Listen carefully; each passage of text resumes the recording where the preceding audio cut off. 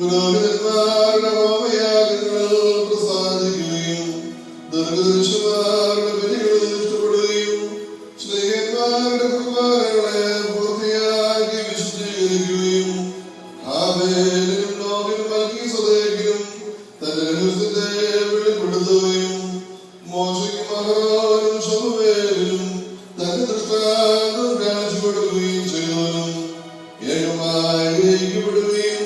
ത്രിത്വമായി സ്തുതിക്കപ്പെടുകയും ഉദ്ഘോഷിക്കപ്പെടുകയും ചെയ്യുന്നവനും വിഭജിക്കപ്പെടുവാൻ പാടില്ലാത്ത